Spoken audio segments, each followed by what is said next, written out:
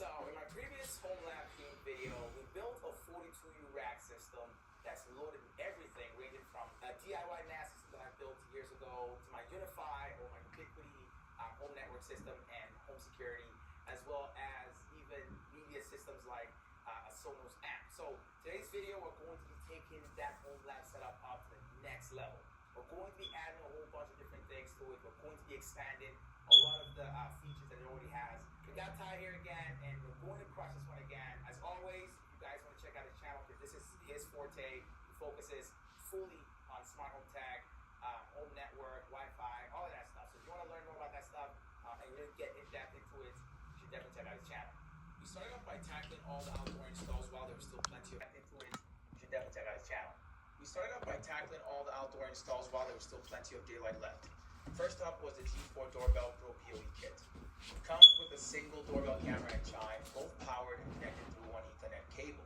And honestly, this keeps things really nice and clean. The doorbell itself looks really sleek and modern, and even has a second camera below that's perfect for keeping an eye on package deliveries. The small chime it comes with also has this really nice low-profile round design, definitely one of the better-looking ones that I've ever seen. I decided to mount this one at the back of the house, right next to the sliding door that leads out of the basement. I spent a lot of time down there, so having a doorbell and chime system for both the main level and the walkout basement just made a lot of sense. When I was building out the basement, I made sure to run a dedicated Cat6e cable just for this setup so I could power and connect it over a single line. I did the same thing at the front door, although that one was trickier since the walls were already finished when we moved in. The front doorbell has been rock solid using PoE, so I wanted to keep things consistent for this second one. Once I terminated the Ethernet cable, I mounted the base plate, plugged it in, and locked the camera in place. We powered on right away, showing the little startup screen, which is always a great sign. For the chime, I had another Cat6e line already run to the top section of one of the basement walls. To install that, I just used the included template to cut out a circle in the drywall, made sure the hole wasn't too big, and then popped the chime in. It powered on immediately after connecting. After that, I jumped into the Unify Protect app, adopted both devices, and everything came online without any issues. With that done, it was time to move on to the security cameras next. Now, prior to this, I already had two Unify G4 Pro cameras installed at the front and the back of the house, but decided it was time to upgrade to the new AI Pro models. The first thing that stood out to me right away was the color. The G4 Pros only came in white, but the AI Pro comes in both black and white. I went with black since, well, it blends in way better with the dark soffit on the house and just looks cleaner overall. Just like the G4 Pro, the AI Pro connects over a single Ethernet cable, works both indoors and outdoors, and records in full 4K. The big upgrade though is the enhanced AI detection, which I was really excited to check out. We grabbed the ladder and Ty jumped right up there to start replacing the first camera. The installation was almost identical to the G4 Pro, well, except the mounting system on the AI Pro is a lot more refined. The tightening mechanism is much smoother and way easier to work with. Also, Ty has mounted enough cameras at this point that it only took him a few minutes to get it done. Once it was in place, I hopped into the Unify Protect app, adapted the camera, and made sure the angle was dialed in to cover the entire backyard. Next, we moved the ladder to the front of the house to replace the second one. Now, that install was just as quick. We mounted, connected, and adjusted for full coverage of the driveway and the front entryway. We went inside and moved on to upgrading the access points next. The goal here was to bring the entire house up to Wi-Fi 7 and really push my network speed and reliability to the next level. Up until now, I've been running two Wi-Fi 6 in-wall APs and a Wi-Fi 6 long-range ceiling mount. Excite with every bite. Beneful. Get boring in the bowl.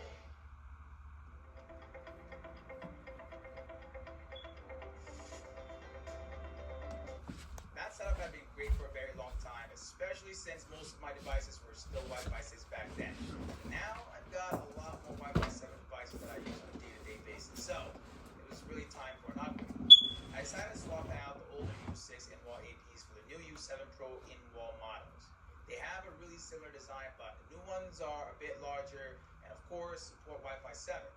The one trade-off though is that Unify removed the 3 Ethernet ports that used to be built into the U6s.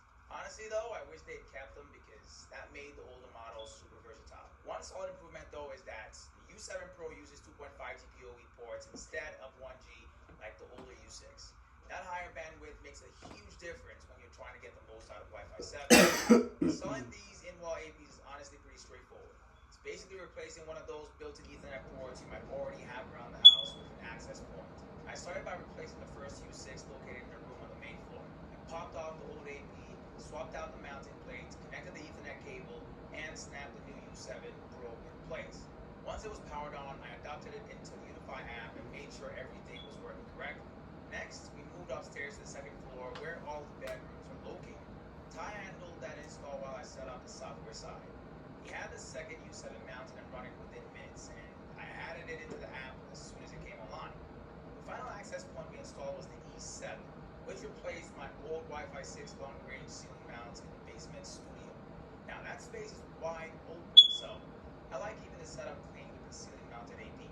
I'd already run a dedicated Cat 6E line for this, but I didn't anticipate needing two cables. And that's because the E7 actually comes with two ports, a 10G uplink and a secondary 1G for redundancy. I only connected the 10G port since I never ran a second cable, but honestly, that's more than enough for a small home setup like mine. The redundant port is really useful for larger enterprise environments. The 10G uplink though is a massive upgrade. It lets the E7 take full advantage of faster switches, which is great for future. Once it was up, I adopted it into the app and everything connected perfectly. One thing I immediately noticed though and really liked was the LED ring around the E7. You can customize the color or even turn it off entirely within the Unify app, which is a nice little touch for anyone who prefers a cleaner look. Next up, we moved over to the mechanical room to start reorganizing the server, the exciting part of the whole process. The plan was simple: upgrade some components, add a few new ones, and take the whole setup to the next level. We started by backing up the most recent settings from my main switch, then powered it down and disconnected everything. I've been meaning to clean up the rack layout for a while because a lot of devices weren't in the most optimal spots and I wanted it to look cleaner overall. We began by moving one of the 24-port patch panels down a bit to leave a 1U gap between both panels. We also stripped out a few of the trays since we previously mismatched some by placing heavier gear on smaller shelves. Once everything was cleared off, it was time to rebuild the rack from the ground up, starting with power. In the old setup, I was using the Unify Power Distribution Pro, which honestly worked great, but I was about to add more power-hungry devices, so I swapped it for the high-density power supply, also from Unify. It not only has way more outlets, but also mounts vertically, meaning it doesn't take up any horizontal rack space like the Power Distribution Pro did. That alone frees up 2U for other equipment, which to me was a big win. It comes with 24 remotely resettable outlets and 4 USB-C ports, which is more than enough for my setup. What I didn't expect though was the 30 amp plug it uses, and of course I didn't have a management outlet for that. That left me with two options: pick up a 30 amp to 50 amp step down adapter, or run a new dedicated 30 amp circuit. I decided to go with both options. Order the supplies for the new circuit, but grab a temporary adapter so I could keep building in the meantime. Once the power supply was mounted to one of the rear posts, I moved back to the front to start adding devices. First, I mounted my AV receiver onto a sturdier tray that could handle its weight. Then brought in the new Zima Q Pro, which I'm using to replace my old NAS. This thing is much more compact and purpose-built for NAS setups. It runs on Zima OS, which feels better and much more user-friendly and unrated. It also supports up to 164 terabytes of total storage across 6 HDD bays and a 4-slot SSD bay. It comes with 60 gigabytes of RAM, expandable up to 64 gigabytes, and runs on Intel's 12th Gen i5 processor. It doesn't have a dedicated GPU though, but supports low-profile ones if ever the need arises. For connectivity, it's got 10G and 2.5G Ethernet ports plus Thunderbolt 4, which is awesome for direct transfers. My old NAS worked perfectly fine, but I wanted something smaller and more integrated. I'll actually dive deeper into this in an upcoming NAS upgrade video, so stay tuned for that. Okay, so before we continue, I want to quickly show you guys the super affordable way to level up your home theater experience, and a really Okay, so quickly to show you guys all ways for the speaker purchase 81 for I have JBL. If a nasty to explain basically clap, see the paint, all close, close the mirror, my bed, my next set on my books, toilet blow my nose. Now, sick 2000 movies 10,000 of photos, 10,000 of music. I just do sorry drive. Well, I can see quickly. I'll probably get it all. I basically listen to music, workout, restrooms, good morning, and then I take it in the shower. Movie shows and recording, TV, laptops, phones, playback, tutorial, all of it. Also had all my photos, people, places, animals, to look at a quick fast. Of course, anyone cares. All files, the things, redundancy, yeah. Drive files. We set up story fields of games, video games. Oh, car plans. Just got right here. Use the link, go to the question below. The Black Friday deal. The November 20th, 21st, 31st. Next, we mounted one UPS right above NASA protection of all devices on the rack and moved on to the amps. I used to run a Sonos amp, but this time I wanted everything to work within my Unify ecosystem. So I picked up a pair of Unify power amps, both black to match the rack. They're about the same size as the Sonos amp, rounded edges, a volume knob, and a small touchscreen display. Each one has HDMI eARC and 2 gigabit Ethernet ports for daisy chaining. I mounted them on a half tray above the receiver, leaving a 1U gap between the two. One powers my 4 studio speakers, and the other handles my 2 backyard speakers. That gives me multi-zone control so I can use either set independently. The next thing we did was shift the pullouts tray up a few spots, and then added another half tray above it for my digital PS5.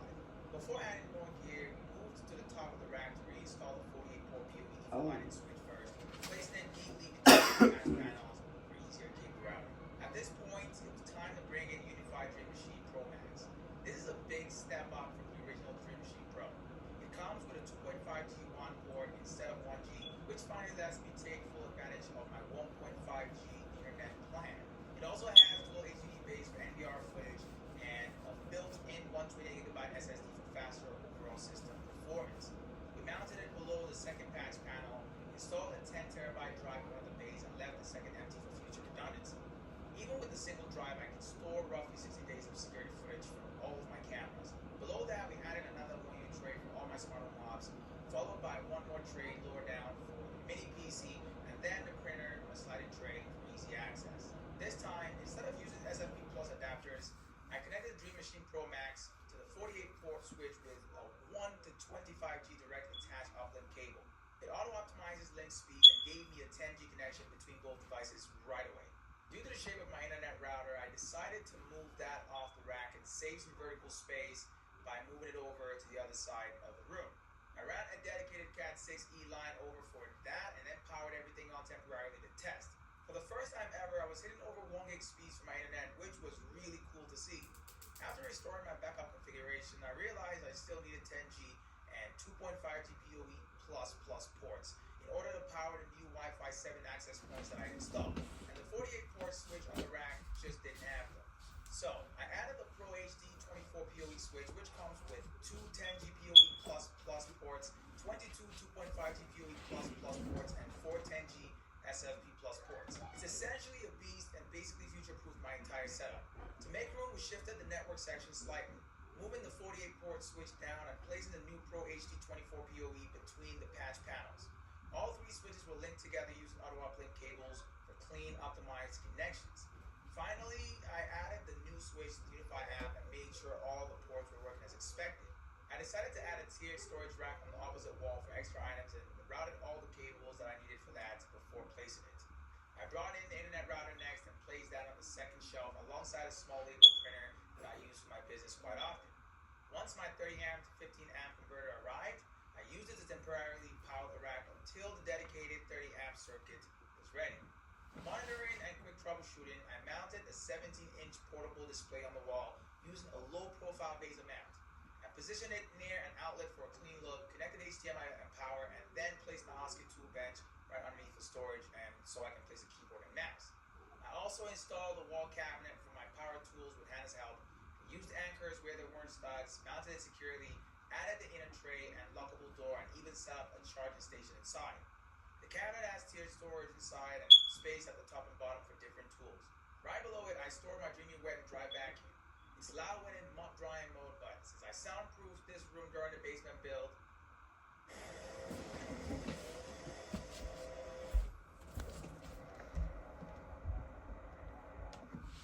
it's really not an issue in here. With almost everything in place, it was time for more cable management and reorganization. We moved the Dream Machine Pro Max to a more central position between the two switches.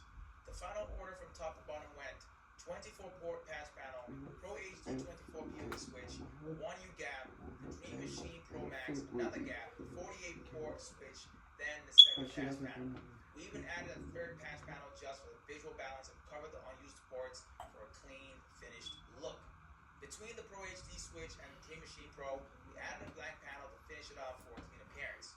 I also picked up covers for the 24 unused ports of the 48 port switch and closed them off properly to prevent dust and debris from going in. I completely forgot I wouldn't be using the 8 ports in the Dream Machine and forgot to pick up covers for those, so I left them as is for the time being. We swapped out the old cage nuts for rack studs, which make it so much easier to move trays and gear around. A huge upgrade for future adjustments. I got as much of them replaced as I could, only having to leave out the pull-out tray and heavy-duty rails since, sadly, those weren't designed to work with rack studs. Since I've been really impressed with Unify's reliability on the camera side, I decided to try their all-in-one sensors as well. These are battery-powered and can detect motion, lights, temperature, and humidity. I got the 3-pack, which also comes with one water sensor adapter that transforms one of the sensors into a leak detector when placed into the unit. To keep everything connected smoothly, I added something called the Super Link Gateway, which basically acts as a low-range, low-latency bridge for all the sensors. I mounted it high up on the main floor right in the center of the house for even coverage. Like most Unify gear, it's powered via PoE, so I had already run a Cat 6E cable there in advance. Once it was online, I adapted it into the Unify app and started placing the sensors around the house. The first one went on the mechanical room door to track open and close status while also monitoring temperature and humidity. I stuck one part to the door and the other to the frame, adapted it into the app, and disabled the extra features to help extend battery life. I converted the second sensor into a leak detector by placing it inside the adapter housing and then set it next to my hot water tank and water softener. Finally, I configured it in the app as a leak-only sensor. The third one I kept aside for later since I honestly haven't decided on its final spot yet. Once everything was connected to Superlink, all the readings looked fantastic. Everything was responsive and working exactly how I expected. The last step was finally setting up the power amps. Unlike most Unify products, these connect through a separate app called Unify Play. It's basically their version of a media hub, kind of like the Sonos app. I downloaded it, added both amps, and it immediately gave me granular control over each of the amps. From there, I could tweak volume levels, adjust EQ settings, and fine-tune how the audio came through the connected speakers. The amps are Dolby Atmos compatible and also work with major smart home platforms, including Apple HomeKit. So alright, are you ready done whole YouTube studios? Why we do upgrade? This is my bed. Uh YouTube projected. Tactile ring on the thing is broken. This remote that's the blocks that I'm getting play for it. So I got my room, bedroom, I wash my sheets. I gotta read. I gotta need to read a book. I have to get a reader. Now it's called computer programming. Uh, got a record TV, record remote. I got Mini Mic Pro. Well, I especially my YouTube, my home YouTube stairs room. All right, so I'll make sure it comes. Make sure it come describe con comment section below. I see you guys in the next video. It's Noe. Well, y'all. Peace.